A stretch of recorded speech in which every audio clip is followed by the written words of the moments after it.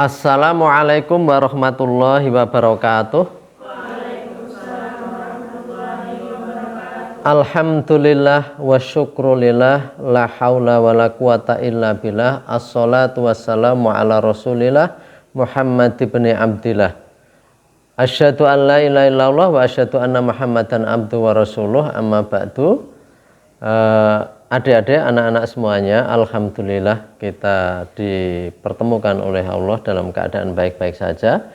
Dan mari kita bersama-sama senantiasa bertafakur, bertadzakur terhadap ayat-ayat dan sunnah-sunnah Rasulullah yang kita masih melanjutkan dari tema generasi buih ya.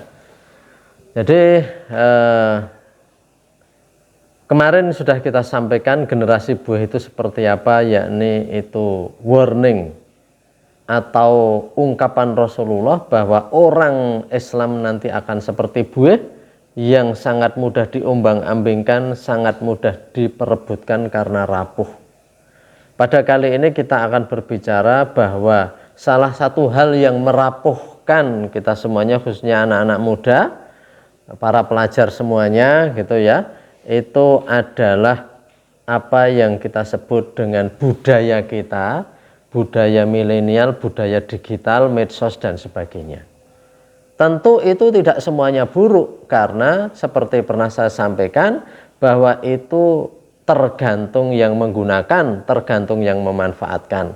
Bisa orang menjadi baik dengan berbagai instrumen modern itu, bisa juga orang menjadi terpuruk, menjadi dia itu menjadi mundur, menjadi merosot itu dengan seperti itu. Karena itulah maka kita harus betul-betul memperhatikan hal tersebut. Salah satu hal yang kemudian itu memberi efek buruk dari budaya di medsos, handphone dan sebagainya itu adalah bahwa lahirnya budaya instan. Apa budaya instan? Itu budaya yang inginnya apa-apa serba cepat. Budaya instan, kayak mie instan ya.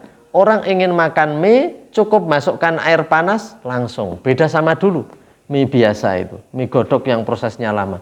Ini mie instan. Kalau mie gelas langsung dituangi air panas jadi. Nah, orang-orang, anak-anak muda, karena silaunya dengan apa yang disaksikan di medsos. Kenapa kok silau? Karena di medsos itu ada kecenderungan orang memamerkan hal-hal yang bagi mereka bisa dibanggakan. Sebenarnya ada sih juga di dalam medsos itu orang cerita tentang berusaha yang gigih. Tapi sebagaimana kita tahu, hal yang menyenangkan dan yang menyusahkan itu terkadang akan lebih cepat meresap hal yang menyenangkan walaupun itu nggak baik. Betul. Pelajaran-pelajaran buruk itu akan lebih mudah daripada pelajaran baik. Pelajaran buruk itu di sekolahan nggak ada. Tapi adanya di segala tempat, di medsos, di berbagai macam, itu cepat sekali mempengaruhi. Padahal pelajaran yang baik yang dilakukan di asrama, yang dilakukan di kelas itu nggak nyantel-nyantel. Nah, medsos ini karena menawarkan hal seperti itu.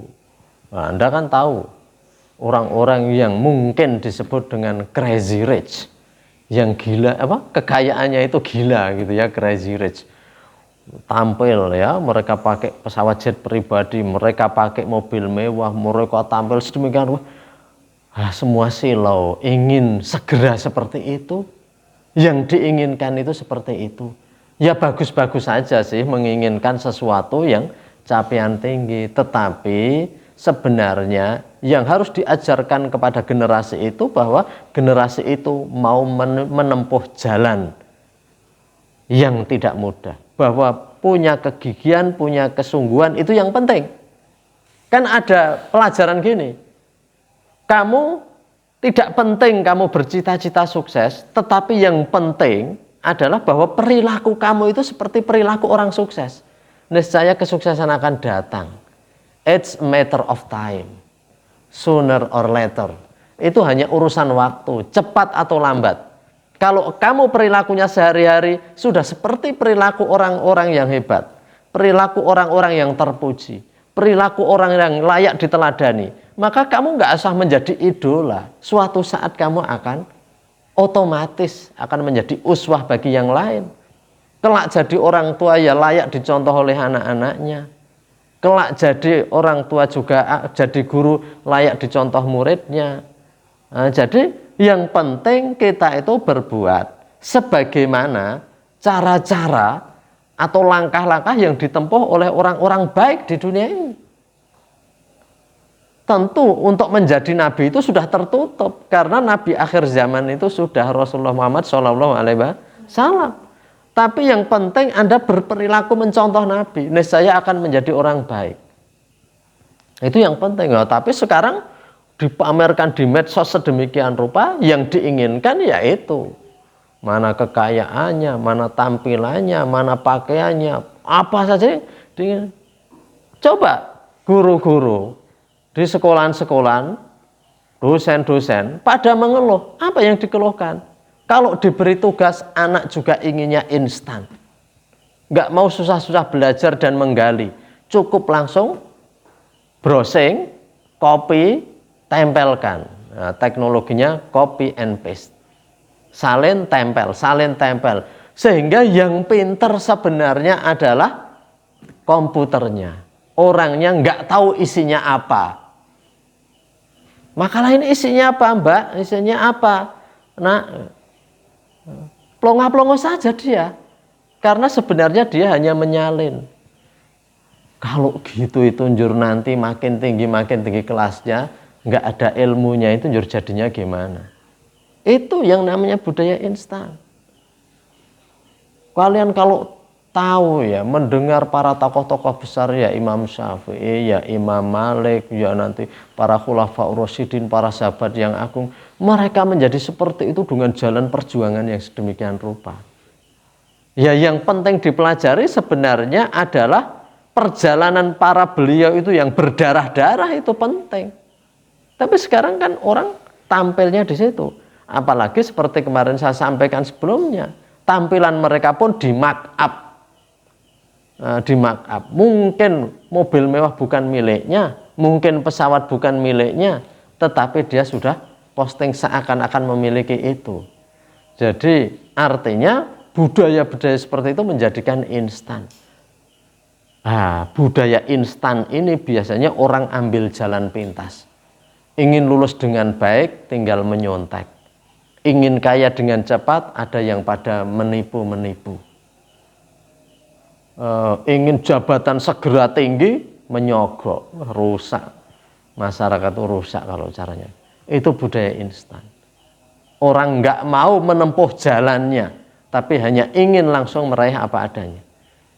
Itu memang penyakit manusia. Yang penyakit manusia itu ada pada potensi dasar manusia. Ini dalam Al-Quran itu ada dalam surat Al-Anbiya ayat 37. A'udzubillahi minasyaitonirrajim. Khuliqal insanu min ajal saurikum ayati falatasta'jilun. Manusia itu diciptakan itu memang di dalamnya ada sifat tergesa-gesa. Tapi diberi warning sama ayat ini. Saurikum ayatihi. Saya Allah akan menunjukkan kepada kalian tanda-tanda kekuasaan saya. Maka kamu jangan tergesa-gesa. Jadi manusia itu ada potensi itu. Sebagaimana manusia itu potensi mudah ngeyel. Ya. Jadi innal insana ini kan ada aktsara syai'in jadalan. Manusia itu dikit-dikit dia akan membantah. Jidal itu membantah. Berargumen, ngeyel. Itu manusia itu memang ada sifat gitu itu. Makanya sering kan kalau disuruh sesuatu yang baik itu alasannya ada saja. Alasannya ada saja. Malah kalau Aristoteles dikenal dengan mengatakan al-insanu hayawanun natik. Manusia itu adalah binatang tapi dia bisa berrasionalisasi, berargumen, iso ngeyel. Kewan-kewan itu nggak bisa ngeyel. Suruh menyeret apa diseret gitu, suruh diarahkan kemana gitu. Tapi manusia kan enggak. Kamu saja kalau disuruh sama penanggung jawab, sama pembimbing-pembimbing kalian, terkadang mungkin ngeyel. nanti alasannya ini itu. Memang manusia punya dasar ngeyel. Tapi dasar itu bukan berarti diikuti. Itu adalah potensi dasar manusia yang kalau itu dikikis, nescaya kita nggak akan menonjol potensi buruknya. Nah, ini tergesa-gesa itu ada potensi itu. Seperti kalau dalam Al-Quran itu ada ketika Nabi Musa berguru pada Nabi Khidir, sudah suruh sabar saja nggak sabar-sabar. Innaka lan tastati amaiya sobro. Wahai Musa, kalau kamu berguru saya, kamu nanti nggak bisa sabar. Ya, jadi ingin apa-apa itu langsung inginnya segera. Nah, sekarang dengan medsos itu, wah, kita ingin semua budaya instan. Enggak bagus. Karena apa? Karena manusia nggak mau menempuh jalan kesulitannya.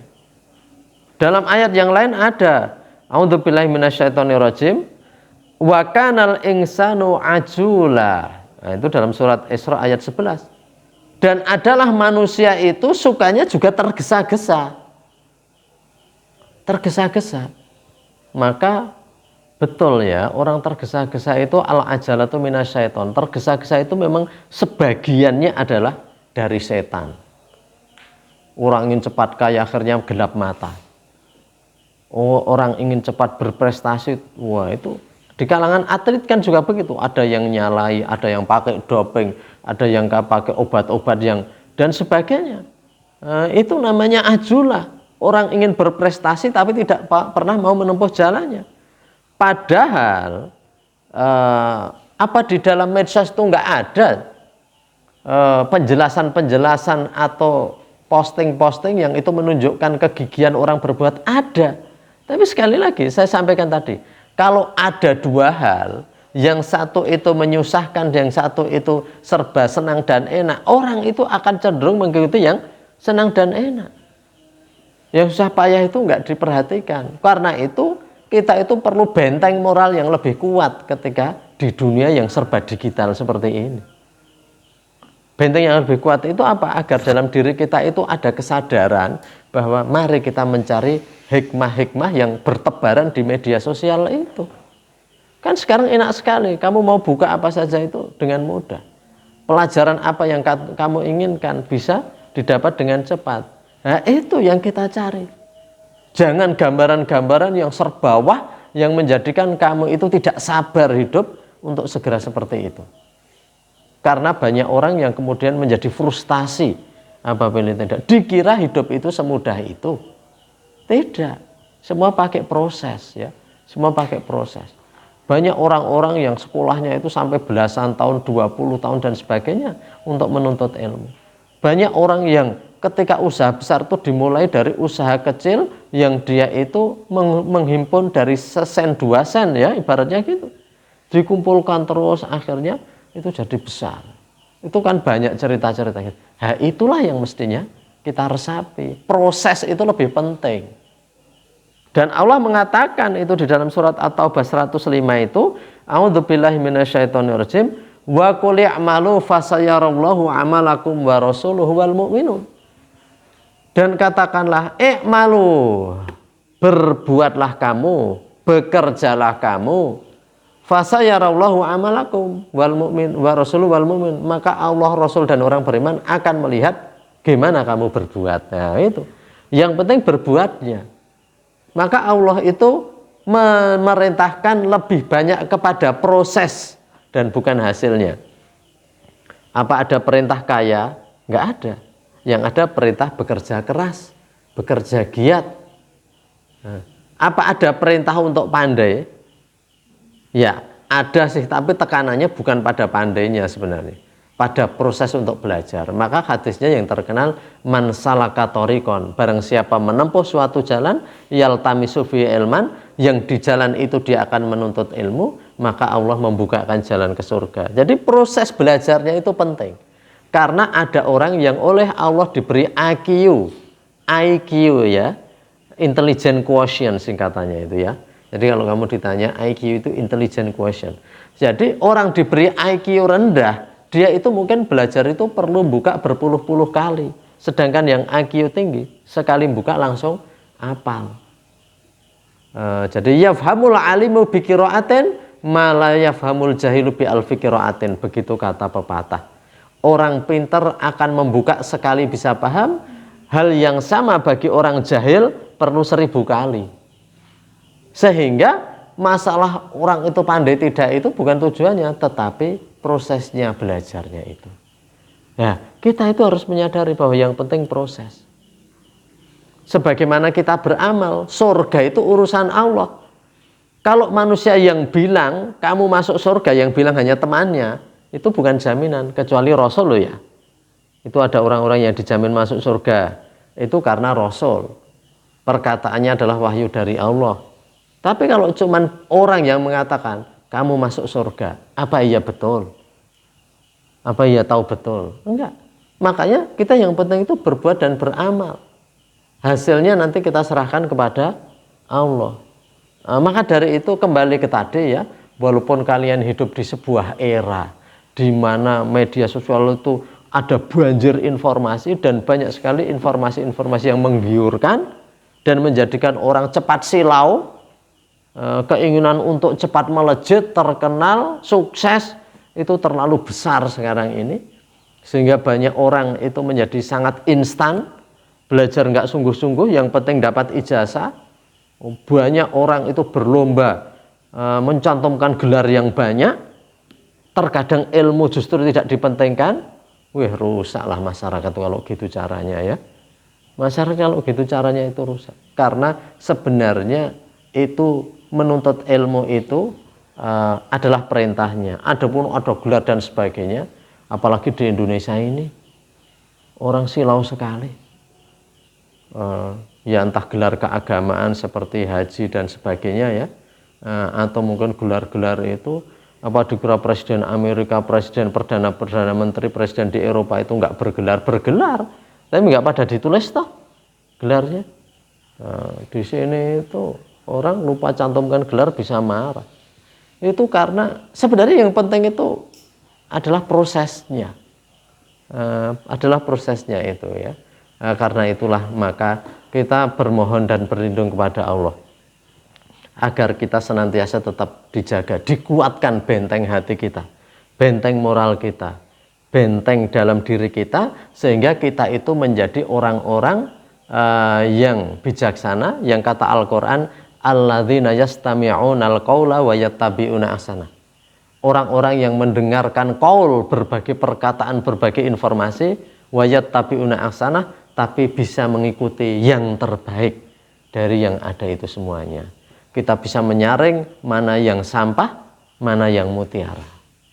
Jangan justru diambil sampahnya, mutiaranya dilupakan. That's stupid ya. Itu perbuatan bodoh. Jangan ambil sampahnya, tapi ambil permatanya. Karena medsos dan digital itu adalah sumber dari semua yang ada, semuanya masuk di situ. Yang mengajak kebaikan sama mengajak ke neraka itu semua bercampur di situ ya. Tergantung kita semuanya. Kita berlindung kepada Allah dari pengaruh-pengaruh buruk yang akan mengenai diri kita. Demikian saya kira untuk kali ini, semoga menjadi peringatan bagi kita semuanya. Ada khilaf mohon maaf. Assalamualaikum warahmatullahi wabarakatuh.